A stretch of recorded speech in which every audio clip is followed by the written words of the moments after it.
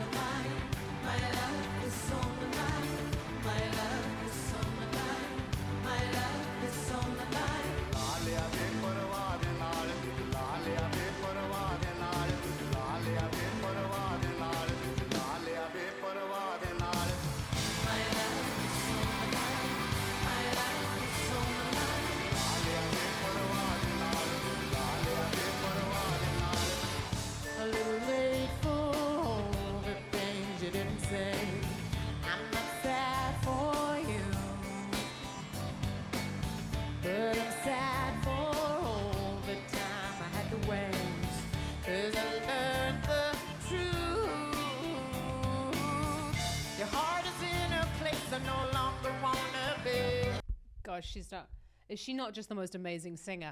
And also we've got this, we hear her like, you know, she's getting into her traditional Anastasia sound, but did you notice it was a little bit lessened at the beginning? We've still got quite a lot of thyroid tilt going on, which is the thyroid is here where the vocal folds live. And when we use that thyroid tilt, it sounds very sung. Let's go back on that. A little late for all the things you didn't say. I'm not sad for you. So it's quite thin sound. Not for all the things you didn't say. I think we're actually down on the A3, which is the A below. Ba ba ba ba ba ba ba-da-dum, ba-da-da-dum. So it's quite low in that chest voice. But I think she's got quite thin vocal folds when she's down here. One of the biggest things that you could be doing when you are singing loud and high in chest voice or in belt is starting your songs really, really quietly, because we need to have that difference in the sound quality to also make the loud seem loud. But I'm sad for all the time I had to wait, 'cause I learned the truth. Your heart is in a place I no longer wanna be. I knew there'd come a day I'd set you free, 'cause I'm sick and tired of always being sick and tired. That's right. Okay, so we're hearing that traditional, you know, what we know as Anastasia's voice. Now, we won't really know 100% what is happening when she's creating that sound. Obviously, it's beautiful. I'm not saying anything against it, but it can sometimes make it harder when you're singing higher in the range. I don't actually know the song very well, to be honest, but that is a constrictor muscle and also the tongue root going on there. So what we would do with singers is we would bring it on really, really strongly, and then we would let go of those muscles so you can feel the negative impact of using the contraction and then letting go.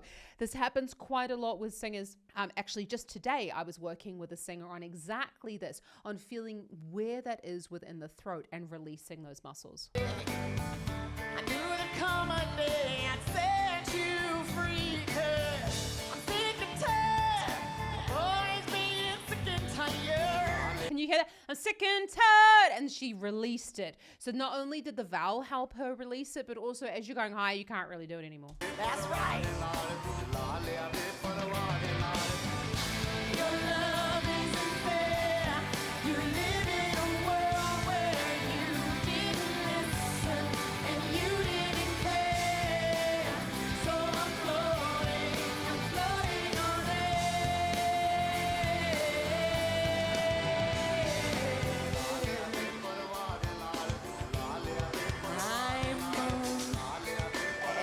actually singing relative, floating on air. Again, I don't really know the song very well. I just want you to take a moment to just look at this still. And we've got, we've got this little bit more of a trumpet shape there, and that is going to help her. Well, look, she's a fantastic singer. I know she's very well trained, but this is something that you can do to help you to bring on that thicker vocal folds in this part. Yeah, actually, that was the magic because I don't have perfect pitch. But we're on the G flat. So I want you to play around actually with the mouth shapes, but with more of an it's going to help you to bring the sound out because we have to have space between the teeth. So I'm floating on air.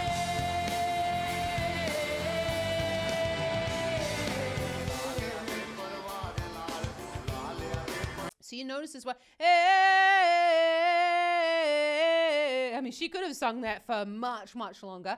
When we're in those thicker vocal folds, no matter where we are in the range, we actually don't need a lot of breath. I see this all the time in the studio. People taking these huge breaths because I see it as well all over YouTube. So much misinformation about breathing for singing. We have to breathe differently when we are singing in chest voice, just like we have to breathe differently when we are in belts.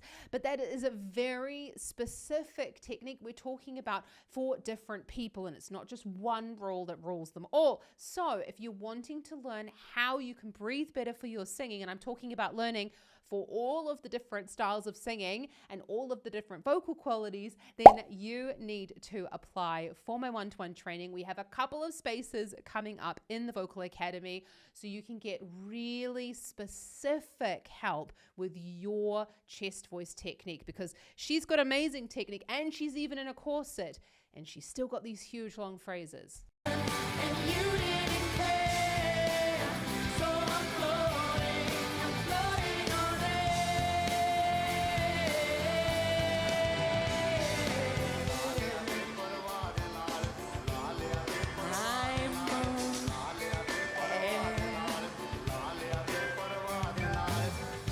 no warning of such a sad song, a broken heart. My dreams of fairy tales, fantasies of were torn apart. Oh. So you can hear the dreams of fantasies. Ba-da-dum. You know what? Again, not poo-pooing Anastasia whatsoever, but this is very typical with singers that they bring in a little bit of their pharyngeal constriction in order to help to close the vocal folds. This is something that, well, physiologically, our throat just wants to kind of like, all the muscles want to join in all of the time. And so they think, oh, if I just close here, then I can help Zoe, to close the vocal folds. It's not necessarily what we want to do.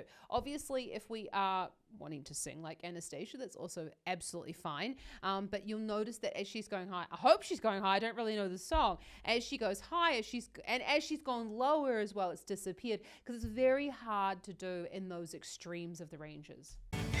My dreams of fairy tales, fantasies of were torn apart. Oh, I lost my peace of mind somewhere along the way.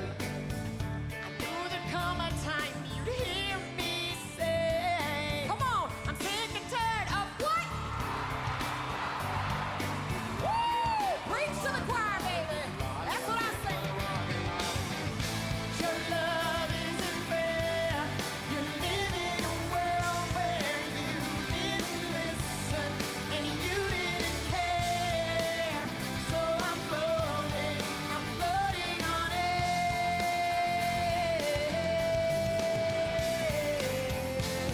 To be honest, I don't really remember, and I have like all of her albums. I do not remember the song, and I do not remember her being so rocky. Gosh, I think I might have I love Anastasia. I have to re-listen to it. Didn't realize that she was this rocky. Okay, goodness me, Zoe, what's been happening? Well, to be honest, I don't think that I really listened hardcore when I was younger. I just when you put a CD on and you just played it. I'm looking at this outfit and I'm like, oh, those early 2000s were not kind on fashion, but we all had a corset. So let's go back on this. Look, this isn't a very easy part of Anastasia's range. You can see that she tries to get a little bit louder, but it's kind of difficult in this part of the range. You're noticing that she's putting a little bit more body energy into the sound, but it's very easy for her. Still a chest voice sound, relatively low. Tired of what? Woo! Preach to the choir, baby. That's what I say. Your love isn't fair. You live in a world where you didn't listen and you didn't care. So I'm floating on air.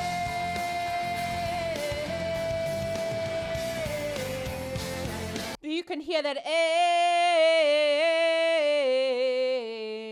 so there's lots of differences there that you could do with the sound, but that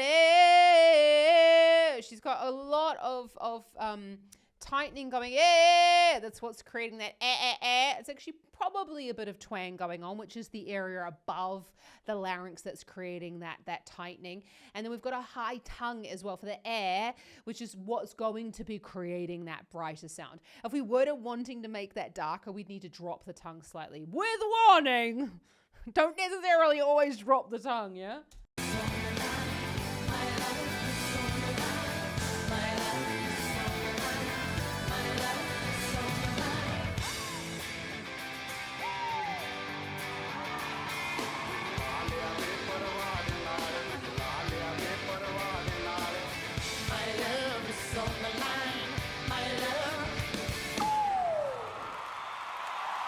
To be honest, I'm really surprised that she used that as an opener for her show, because it's quite sort of like a still sort of song, but very cool that we can also see that someone with such a big voice, she has a very loud voice, from other Anastasia songs, and she is traditionally, she can belt the shit out of a lot of songs, that I do really enjoy that she shows that she can have that, she's a very professional singer, and most professional singers can do a lot of different things with their voices.